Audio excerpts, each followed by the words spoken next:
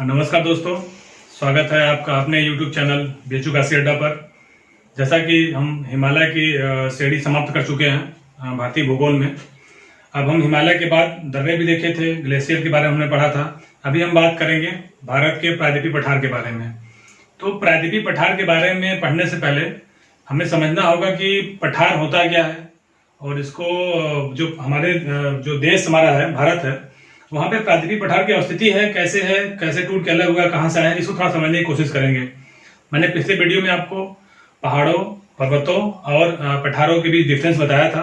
I hope कि आप उसको देखे होंगे और पिछले वीडियो का रिवीजन भी किए होंगे। तो आइए बात करते हैं आज भारत के प्रायद्वीपीय पठारों के बारे में। जब भारत के प्रायद्वीपीय पठारों की हम बात करते हैं तो जैसा हम जानते हैं कि जो भारत का प्रायद्वीपीय पठार था, तो पेंजिया जब टूट के अलग हुआ, पेंजिया से जब टूट के अलग हुआ तो एक गोंडवाना लैंड बना और उसके ऊपर उत्तर में अंगारा लैंड बना। उत्तर में अंगारा लैंड, दक्षिण में गोंडवाना लैंड। तो जो हमारा देश स्थित है, जो हमारा प्रायद्वीपीय पठार है भारत का, वह गोंडवाना लैंड का हिस्सा है। ठीक है, पेंजिया टूट के अलग हुआ, ऊपर अंगारा लैंड बना, उत्तर में, दक्षिण पे गोंडवाना लैंड बना। तो हमारा जो देश है, जो प्रायद्वीपीय पठार है, ये पूरा प्रायद्वीपीय पठार आप देख सकते हैं पीछे बोर्ड पे, यहां से लेते हुए यहां नीचे तक ये पूरा प्रायद्वीपीय पठार का भाग है। पूरा यह प्रायद्वीपीय पठार का भाग है। तो प्रायद्वीपीय पठार जैसे जानते हैं कि पहले भारत की स्थिति ऐसी नहीं थी। जो हमारा प्रायद्वीपीय पठार है, जो भारत है, वह पहले अफ्रीका से अटैच था। यह अफ्रीका से टूट कर अलग हुआ है। अफ्रीका से टूट कर जो प्रायद्वीपीय पठार था, इतना वाला भाग अफ्रीका से टूट कर अलग हुआ है। अभी भी इसका विस्तार उत्तर पूर्व की तरफ है, यानी इसका विस्तार इस तरफ है। अभी भी मालूम नहीं चलता, बहुत धीमा विस्तार था, लेकिन अभी भी इसका विस्तार उत्तर पूर्व की तरफ है। उन्हीं विस्तार की वजह से जब नीचे जो मैंने बताया था आपको कि जो इंडियन प्लेट थी, ऊपर यूरेशिया प्लेट थी, जो टकराई आपस में, तो उसके अवसाद से उत्थान हुआ हिमालय का। तो प्रायद्वीपीय पठार से मैंने बोला आपकी कि अफ्रीकन जो अफ्रीका महाद्वीप है, अफ्रीका महाद्वीप से प्रायद्वीपीय पठार टूटकर अलग हुआ है। अभी भी इसका विस्तार उत्तर पूर्व की ओर है। आइए उसके बारे में ही अच्छे चर्चा करते हैं आज कि प्रायद्वीपीय पठार कहाँ है, कैसे अवस्थिति इसकी है। सबसे पहले हम बात करते हैं कि प्रायद्वीपीय पठार, तो पठार होता क्या, एक बार उसको थोड़ा देख लेते हैं 2 मिनट में। तो पहले पठार की बात करते हैं कि पठार मैंने बोला था क्या होता है। पठार एक हाई एलिवेशन एरिया होता है जिसका ऊपर का भाग जो टॉप पे होता है वो फ्लैट होता है। ऐसा ऊंचा स्थान जिसका ऊपरी भाग समतल हो।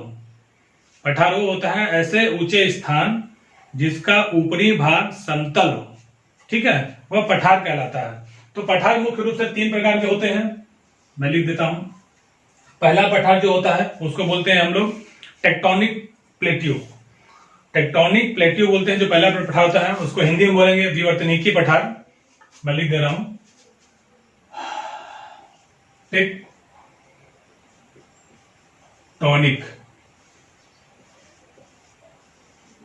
प्लेट्यू, टेक्टोनिक प्लेट्यू यानी विवर्तनिकी पठार।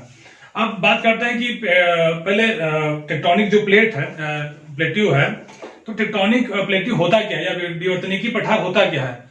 विवर्तनिकी पठार में हम देखेंगे जब, तो देखिए यहाँ पे होता क्या, देखिए पहले देखिए हमारा ये स्थल हो गया, ये हमारा स्थल हो गया।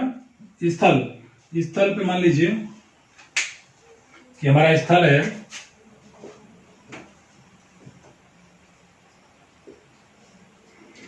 इससे 100 किलोमीटर नीचे, इसके नीचे 100 किलोमीटर नीचे, स्थल से 100 किलोमीटर नीचे का जो एरिया होता है उसको हम लोग बोलते हैं लिथोस्फीयर।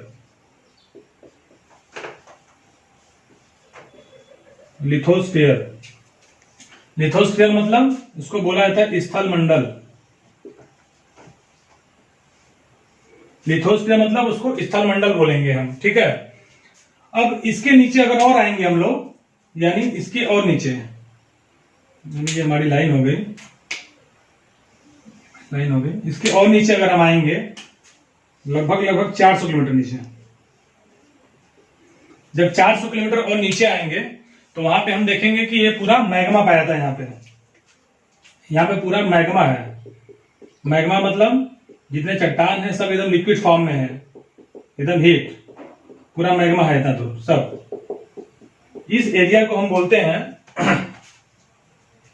दुर्बलता मंडल, ये स्थल मंडल हो गया, यह दुर्बलता, इसको दुर्बलता मंडल बोलते हैं और इसको इंग्लिश में बोलते हैं स्थैनोस्फीयर। स्थैनोस्फीयर एक भूभाग है, हमारा स्थल हो गया है, यह स्थल हो गया, ठीक है। स्थल के भूस्थल के 100 मीटर नीचे लिथोस्फीयर है, जिसको हम लोग स्थल मंडल बोलते हैं। लिथोस्फीयर के 400 मीटर नीचे पूरा मैग्मा पाया जाता है। जो मैग्मा की अवस्थिति कहां पे है उसको दुर्बलता मंडल बोलते हैं, इंग्लिश में इसको स्थैनोस्फीयर बोलते हैं, ठीक है। तो ये पूरा मैग्मा है जो यहां बनाया हूं मैं, ये जो ब्लू कलर का जो है ये मैग्मा है, यह मैग्मा है, ठीक है। अब देखिए इतना जो यहाँ टेम्परेचर होता है वो टेम्परेचर लगभग आपका होता है 1900 डिग्री सेल्सियस। दुर्बलता मंडल स्थैनोस्फीयर में जो मैग्मा पाया जाता है उसका टेम्परेचर लगभग 1900 डिग्री सेल्सियस होता है। पूरा जो चट्टान ही तो होता है, चट्टान मेल्ट फॉर्म में होता है, बहुत हीट होता है यहाँ पे, क्योंकि 1900 डिग्री सेल्सियस यहाँ पे टेम्परेचर है। ये क्या करेगा, ये ऊपर आने की हमेशा कोशिश करता है, यह हमेशा ऊपर आने की कोशिश करता है।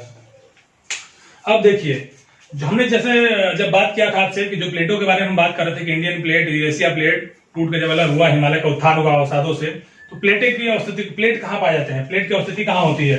जो प्लेट की अवस्थिति होती है लिथोस्फीयर और स्थैनोस्फीयर के बीच में, यानी ये वाला एरिया, ये वाला एरिया, ये वाला एरिया क्या होगा, प्लेट होगा, ये प्लेट होगा, प्लेट, ठीक है, यानी यह प्लेट है। अब प्लेट की स्थिति कहां होगी हम देख लिए, कहां पे है, लिथोस्फीयर और स्थैनोस्फीयर, यानी स्थल मंडल और दुर्बलता मंडल के बीच में प्लेटों की स्थिति है। अब देखिए होता क्या है कि जब ये प्लेटें होती हैं तो जब प्लेटों में दो प्लेटें जब टकराती हैं आपस में, यानी एक प्लेट इधर एक प्लेट इधर, एक प्लेट जब आएगी, जब दो प्लेटें टकराएंगी, मान लीजिए एक प्लेट ये होगा, हाँ एक प्लेट ऐसे हो गया इधर, एक प्लेट इधर टकरा गई, जब दो प्लेटें टकराएंगी तो नीचे वाला भाग पूरा मेल्ट हो जाएगा। मेल्ट होने के बाद यह यहां से फोर्स, या मैग्मा इतना टेम्परेचर जाता है कि बाहर निकलने की कोशिश करेंगे। तो जब बाहर निकलने की कोशिश करेंगे, मैंने बताया दो प्लेटें जब टकराई तब हिमालय का उत्थान हुआ। हिमालय के बारे में सोचिए, जो मैंने पहले बताया था आपको कि दो प्लेटें जब टकराई आपस में, इंडियन प्लेट और यूरेशिया प्लेट जब टकराई तो हिमालय का उत्थान हुआ, पूरा अवसाद हुआ, अवसाद का उत्थान होने लगा तो हिमालय बन गया। तो यहाँ पे जैसे मैं इसको रब कर रहा हूं, अच्छे समझ में आएगा आपको।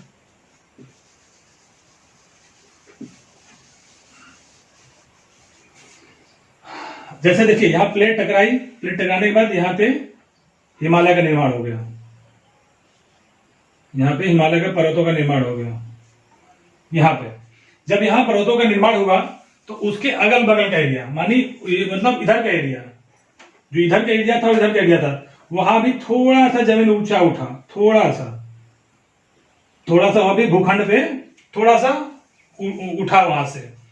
तो लगभग ये चीज देखा जाता है, जहां पे बड़े बड़े पर्वत पाए जाएंगे उसके अगल बगल का एरिया पे वहां पे हम पठार लगभग पाए जाते हैं। जैसे हम अगर हिमालय की बात करेंगे तो हिमालय, मान लीजिए इसको मानते हैं हिमालय है, अगर इसको हिमालय मानेंगे कि दो बेल्ट टकराई तो हिमालय का उत्थान हुआ, तो हिमालय के बगल में देखेंगे हम तिब्बत का पठार है चाइना वाले बेल्ट में, फिर ऊपर देखेंगे तो हम पामीर का पठार भी होता है। तो जहां भी पर्वत आप देखेंगे उसके अगल बगल के एरिया में आपको पठार दिख ही जाएगा। तो इन्हीं पठारों को हम बोलते हैं टेक्टोनिक प्लेट या विवर्तनिकी पठार बोलते हैं, अरे टेक्टोनिक प्लेट्यू बोलते हैं या विवर्तनिकी पठार बोलते हैं उसको। तो अब टेक्टोनिक प्लेट्यू में या विवर्तनिकी पठार का एग्जाम्पल क्या होगा, मैंने अभी आपको बताया कि इसमें तिब्बत का पठार डाल दीजिए, तिब्बत का पठार, और कौन सा होगा, पामीर का पठार, पामीर का पठार इत्यादि, ठीक है। तो ये हो गया पहला टेक्टोनिक प्लेट्यू के बारे में, यानी विवर्तनिकी पठार के बारे में आप समझ लिए होंगे आई होप। आइए अब आगे बात करते हैं दूसरे पठार के बारे में।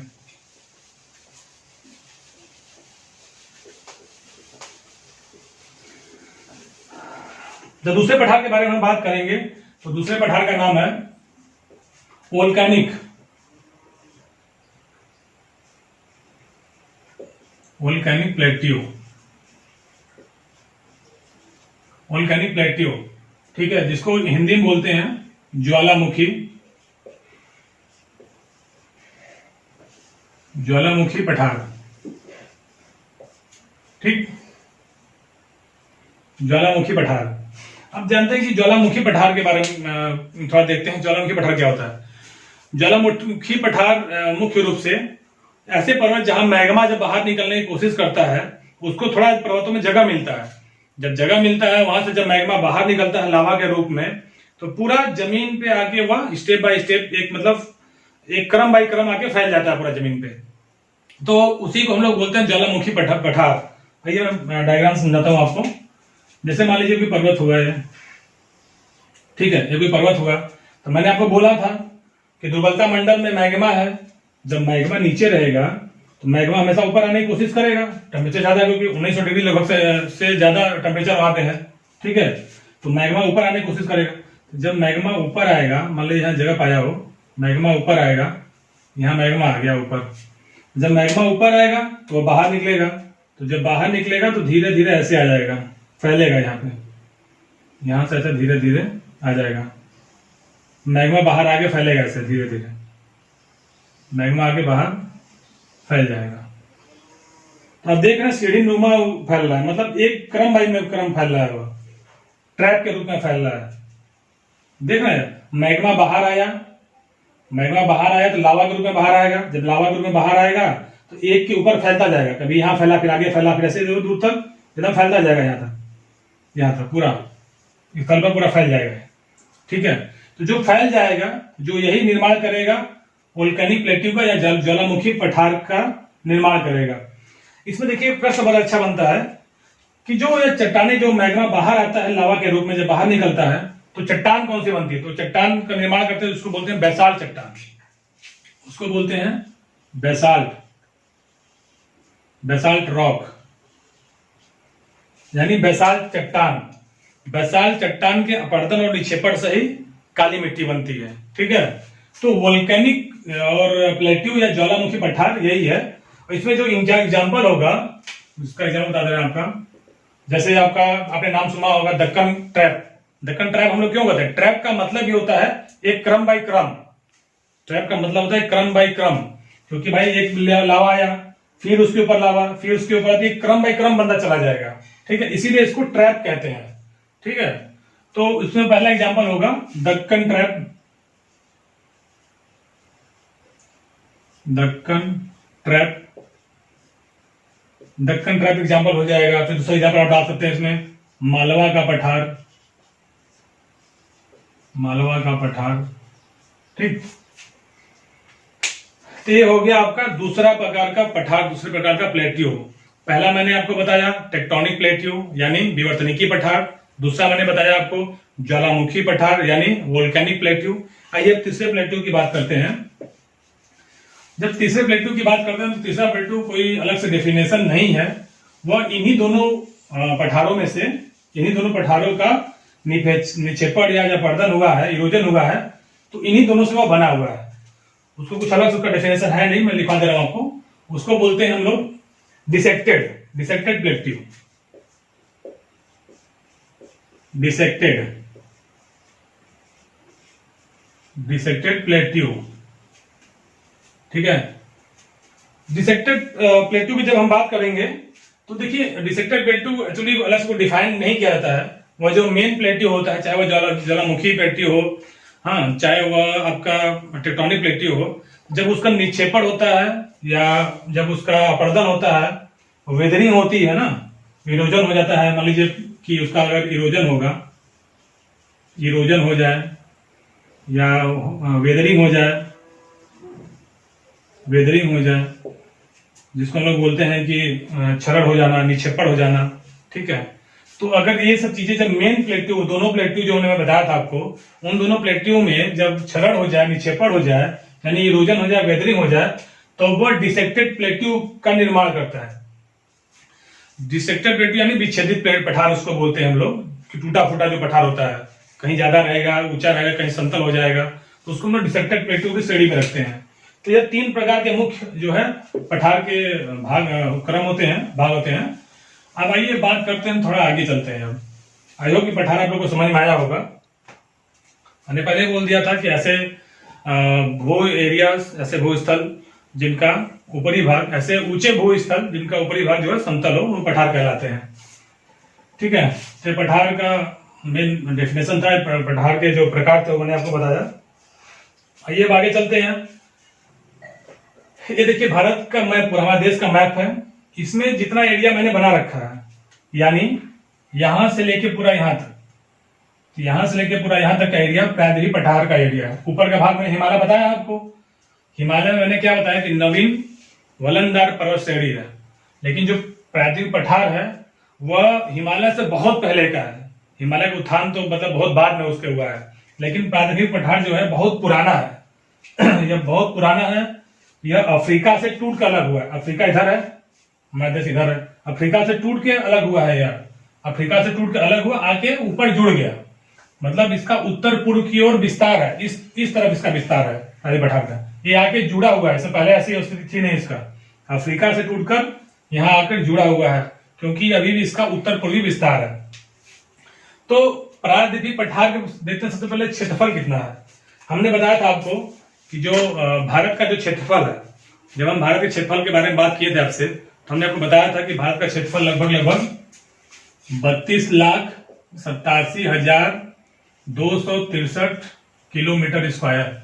मैंने बताया था आपको पूरा भारत का क्षेत्रफल कितना है, 32,87,263 किलोमीटर स्क्वायर है। तो अगर प्रायद्वीप पठार की जब बात करेंगे हम, यानी यहां से लेते हुए यहां तक, ये प्रायद्वीप पठार का भाग है। जो प्रायद्वीप पठार का भाग है उसका जो टोटल एरिया है, यानी प्रायद्वीप पठार का जो टोटल एरिया है वह है टोटल 16 लाख किलोमीटर स्क्वायर, या 16 लाख वर्ग किलोमीटर में फैला हुआ है।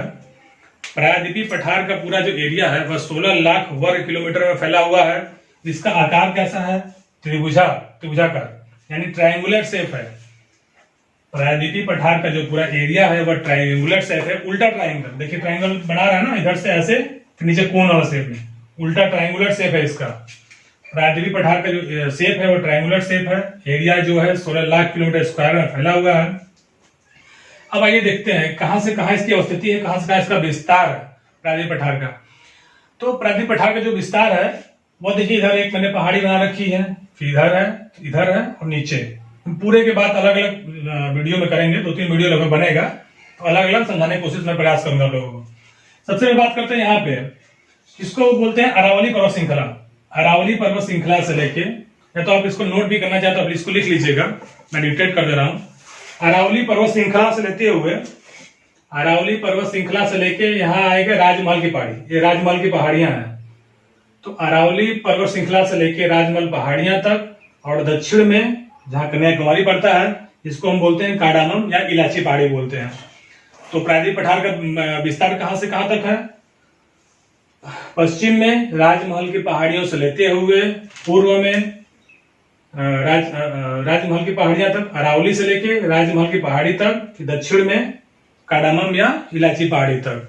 ठीक है, अब एक चीज और देखिए, इसमें इधर भी आपको 3-4 पहाड़ियां दिख रही होंगी। तो 3-4 जो पहाड़ियां हैं, यह भी राजमहल पहाड़ियां जो यहाँ पे हैं, प्रायद्वीप पठार का ही उत्तर पूर्वी विस्तार है।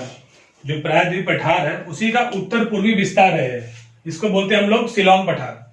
मेघालय में पड़ता है यह शिलांग पठार। शिलांग पठार में प्रमुख जो पहाड़ियां हैं, गारो, खासी, जयंतिया उसका नाम है, उसको भी अलग से बात कर लेंगे हम। लेकिन ये जान जाइए कि पश्चिम में अरावली पर्वत श्रेणी से लेके पूर्व में अगर बात किया जाए तो राजमहल की पहाड़ियों तक, और उसके नीचे दक्षिण में बात करेंगे कन्याकुमारी में कार्डानम या इलाची पहाड़ी तक नीचे।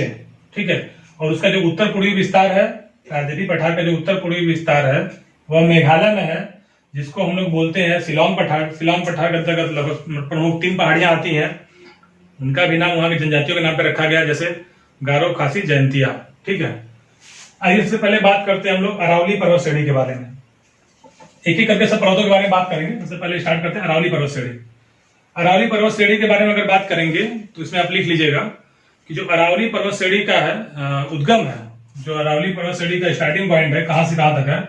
अरावली पर्वत श्रेणी गुजरात के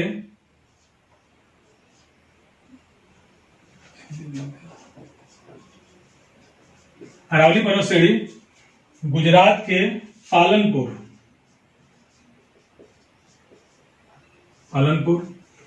अरावली पर्वत श्रेणी गुजरात के पालनपुर से लेके दिल्ली के मजनू टीला तक,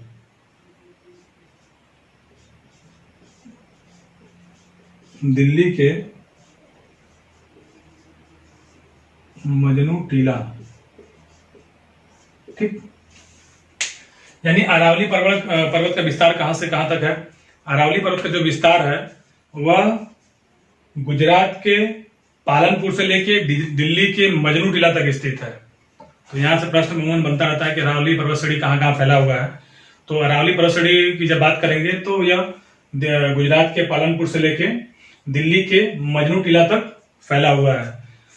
अरावली पर्वत श्रेणी मैंने आपको बताया था कि अरावली जो पर्वत श्रृंखला है वह धारवाड़ क्रम चट्टाने जब उसका निर्माण हो रहा था उसी समय अरावली पर्वत श्रेणी का निर्माण हो चुका था। बहुत पुरानी चट्टान, बहुत पुरानी पर्वत श्रृंखला है अरावली पर्वत श्रृंखला, लेकिन अब इतना अपरदन, इतना निक्षेपण हो चुका है कि वह मूल रूप से पर्वत के रूप में दिखाई नहीं देता है। तो पहले इसका स्टार्टिंग आप ध्यान रखिएगा कि गुजरात के पालनपुर से स्टार्ट होता है, वह दिल्ली के मजनू टीला तक स्थित है। यह प्रमुख रूप से अगर राज्यों की बात किया जाए तो यहाँ पर लिख दे रहा हूं गुजरात, मैंने दिल्ली भी बोल दिया आपको, बीच में पड़ता है राजस्थान, फिर उसके बाद दिल्ली। ध्यान दीजिएगा इसको, प्रमुख रूप से गुजरात के पालनपुर से स्टार्ट होता है और दिल्ली के मजनू टीला तक स्थित है। अरावली पर्वत श्रेणी का ज्यादा मैक्सिमम एरिया, ज्यादा क्षेत्रफल किस राज्य में स्थित है? अगर प्रश्न बनेगा अरावली पर्वत श्रेणी का ज्यादा एरिया किस राज्य में है, प्रश्न बनेगा तो लिखिएगा राजस्थान में। अरावली पर्वत श्रेणी का ज्यादा ये क्षेत्रफल जो है राजस्थान में पड़ता है, ठीक है। उसके बाद इसमें एक चीज और देखिएगा कि जब अरावली पर्वत श्रेणी की बात हम कर रहे हैं तो अरावली पर्वत श्रेणी का जो सबसे ऊंचा पर्वत शिखर है, अरावली पर्वत श्रेणी का सबसे जो ऊंचा शिखर है वह माउंट अबू के पास पड़ता है, गुरु शिखर, उसको हम लोग गुरु शिखर बोलते हैं। अरावली पर्वत श्रेणी का सबसे ऊंचा पर्वत शिखर जो है वह है गुरु शिखर, जो कि माउंट एवरेस्ट, माउंट अबू के पास पड़ता है, माउंट अबू के पास, उसको बोलते हैं हम लोग गुरु शिखर। यह अरावली पर्वत श्रेणी का सबसे ऊंचा पर्वत शिखर है जो कि गुरु शिखर, ये कहां पड़ता है? राजस्थान में पड़ता है, माउंट अबू के पास है। इसकी ऊंचाई कितनी है? 1722 मीटर। इसको याद रखिएगा, बहुत एग्जाम में प्रश्न पूछा गया है कि अरावली पर्वत श्रेणी का सबसे ऊंचा शिखर कौन सा है। तो अरावली पर्वत श्रेणी का सबसे ऊंचा शिखर गुरु शिखर है जो कि माउंट अबू के पास स्थित है, ठीक है। एक चीज इसमें और ध्यान दीजिएगा कि माउंट अबू के पास गुरु शिखर है, तो माउंट अबू और गुरु शिखर को अलग कौन करता है? भाई जैसे मान लीजिए कि यह गुरु शिखर हो गया, यहाँ माउंट अबू हो गया, तो अलग कैसे हो? अलग कैसे जानेंगे कैसे कि यह माउंट एवरेस्ट है, अरे माउंट अबू है और यह गुरु शिखर है? तो इसको एक घाटी अलग करती है जिसको हम लोग बोलते हैं गोरन घाट घाटी, जिसको हम लोग बोलते हैं गोरन घाट, गोरन घाट। गोरन घाट क्या करता है? यह माउंट आबू और गुरु शिखर को अलग करता है। गोरन घाट माउंट आबू और गुरु शिखर को अलग करता है, ठीक। मैंने आपको बता दिया कि अरावली पर्वत श्रेणी का सबसे ऊंचा शिखर कौन सा है? गुरु शिखर है, जिसका लंबाई 1700, जिसकी ऊंचाई 1722 मीटर है। यह माउंट आबू के पास स्थित है। अरावली पर्वत श्रेणी को दिल्ली में हम लोग दिल्ली रिज के नाम से जानते हैं। अरावली पर्वत श्रेणी को दिल्ली में हम लोग दिल्ली रिज के नाम से जानते हैं, दिल्ली रिज। अरावली पर्वत श्रेणी को हम लोग दिल्ली में दिल्ली रिज के नाम से जानते हैं और राजस्थान में इसको हम लोग जरगा पहाड़ी कहते हैं, जरगा पहाड़ी। अरावली पर्वत श्रेणी को हम लोग दिल्ली में दिल्ली रिज के नाम से जानते हैं और राजस्थान में इसे हम लोग जरगा पहाड़ी कहते हैं, ठीक है। तो और एक चीज में देखिएगा कि जो अरावली पर्वत श्रेणी है उसकी पूरी लंबाई कितनी है। मैंने बोला कि मुख्य रूप से आपको गुजरात, राजस्थान और दिल्ली में फैला हुआ है। ऊंचे शिखर की हमने बात की इसमें आपसे। अब देखते हैं कि इसकी लंबाई कितनी है अरावली पर्वत श्रेणी की। जो अरावली पर्वत श्रेणी की लंबाई है यह टोटल 800 किलोमीटर में फैली हुई है। 800 किलोमीटर में। अरावली पर्वत श्रेणी जो है उसकी लंबाई 800 किलोमीटर में फैला हुआ है, गुजरात के पालनपुर से लेके दिल्ली के मजनू टीला तक। अरावली पर्वत श्रेणी को दिल्ली में दिल्ली रीज के नाम से जानते हैं, राजस्थान में उसे जरगा पहाड़ी कहते हैं। और अरावली पर्वत श्रेणी का सबसे ऊंचा पर्वत शिखर कौन सा है, उसको हम बोलते हैं गुरु शिखर, जो माउंट अबू के पास स्थित है। गुरु शिखर की ऊंचाई 1722 मीटर है। गुरु शिखर और माउंट अबू कौन अलग करता है, गोरन घाट अलग करता है। आइए बात करते हैं उसके नीचे, आपको एक यहाँ ग्रीन कलर से दिख रहा, ये पठारी भाग, इसकी बात करते हैं। तो यह टोटल मोटी मोटा मैंने बता दिया आपको अरावली पर्वत श्रेणी से। अब बात करते हैं नीचे उसके। जब उसके नीचे आएंगे, यानी ये अरावली पर्वत श्रेणी हो गया, मैं इसको लिख दे रहा हूं, ये हो गया आपका अरावली। उसके नीचे जब आएंगे तो देखिए चार रूप में मैंने आपको यहाँ पे ग्रीन कलर से बनाया पठार। ये जो इधर सबसे इधर का भाग है, जो पश्चिम वाला भाग है, इसको बोलते हैं लोग मेवाड़ का पठार, इसको बोलेंगे मेवाड़ का पठार। फिर बीच में है मालवा का पठार, बुंदेलखंड का पठार, बघेलखंड का पठार। मैं एक बार और रिपीट कर दे रहा हूं, आप ध्यान दीजिएगा। मेवाड़ का पठार, मालवा का पठार, बुंदेलखंड का पठार और बघेलखंड का पठार। मैंने अभी आपको बताया था, जब ट्रैक के बारे में हम बात कर रहे थे, अभी मैंने आपको बताया था कि जो मालवा का पठार है कैसे बना हुआ है। हाँ, कि जैसे वोल्केनिक जो पठार था, जो मैंने ज्वालामुखी पठार के बारे में बताया था, तो ज्वालामुखी पठार से ही मालवा का पठार बना था। तो इन चारों पठारों के बारे में थोड़ा सा जान लेते हैं हम लोग। जो मेवाड़ का पठार है कहाँ स्थिति है, पूछता है। मेवाड़ का पठार की जो स्थिति है वह है राजस्थान में और मध्य प्रदेश में। जो मेवाड़ के पठार की स्थिति है वह राजस्थान और मध्य प्रदेश में है। उसके बाद मालवा पठार की बात करते हैं। जब मालवा पठार की हम बात करेंगे तो यह आपका मध्य प्रदेश और उत्तर प्रदेश में स्थित है। मालवा का पठार ये मुख्य रूप से मध्य प्रदेश में है। उसके बाद आता है बुंदेलखंड का पठार। जब बुंदेलखंड के पठार के बारे में बात करेंगे तो यह आपका मुख्य रूप से उत्तर प्रदेश में और थोड़ा एमपी में पड़ता है। बघेलखंड, जब बघेलखंड की बात करेंगे तो यह मध्य प्रदेश और छत्तीसगढ़।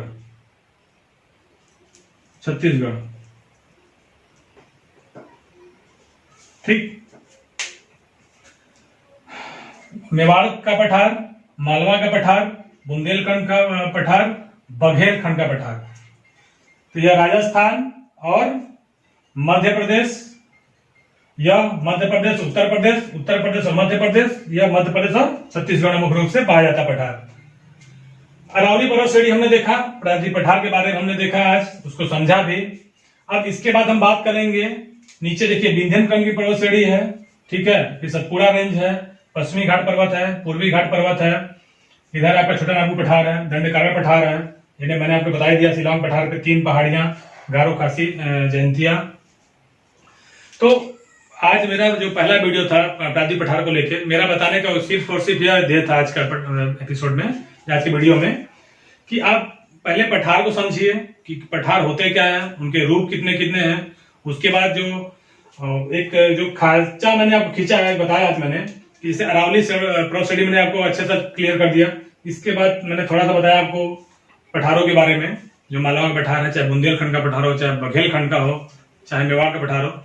इसके बाद हम बात करेंगे जो उसके दक्षिण में है, जो दक्षिण जो स्थिति है उसकी हम बात कर लेंगे, जिसको बोलते हैं हम लोग विंध्यन पर्वत चट्टाने, विंध्यन चट्टाने या विंध्यन जो पर्वत श्रृंखला है, विंध्यन पर्वत है, इसको विंध्याचल पर्वत भी कहते हैं, उसकी बात करेंगे। लेकिन उसके पहले अगर नेक्स्ट वीडियो में समय मिलेगा तो उसको हम थोड़ा पठारों के बारे में अच्छे से रिपीट करवा देंगे। लेकिन उसके पहले एक बार आप पठारों को अच्छे से समझिएगा कि पठार होते कौन कौन से हैं। और जो मैंने बताया था कि जो टेक्टोनिक पठार होता है, जो टेक्टोनिक प्लेट्यू होता है, उसको समझिएगा। वोल्केनिक प्लेट्यू को समझिएगा। डिसेक्टेड प्लेट्यू जो मैंने बताया था उसको समझिएगा। बहुत ज्यादा अंतर नहीं, थोड़ा थोड़ा अंतर ही है, लेकिन प्रश्न बनते रहते हैं। जैसे मान लीजिए पूछ देगा कि टेक्टोनिक जो प्लेट्यू है, टेक्टोनिक प्लेट्यू का एग्जाम्पल दीजिए, या टेक्टोनिक प्लेट्यू कौन सा है, तो उसको बताना पड़ेगा आपको कि पामेर का पठार हो गया, चाहे आपका तिब्बत का पठार हो गया, वो टेक्टोनिक प्लेट्यू है। उसके बाद आप वोल्केनिक प्लेटू में आप देखेंगे मालवा का पठार हो गया, फिर आपका नीचे दक्कन ट्रैप हो गया जो साउथ में नीचे बात करेंगे हम लोग। तो इसी तरह प्लेटू प्रायद्वीप पठार का पठार मैं 1-2-3 वीडियो में को समाप्त कर दूंगा। बस आप धीरे धीरे मेरे साथ चलते रहिए, बने रहिए। हर वीडियो में हम सारी चीजों को स्टेप बाय स्टेप समझाने की कोशिश करेंगे आप। तो तब तक रिवीजन करते रहिए, बने रहिए चैनल पे। धन्यवाद।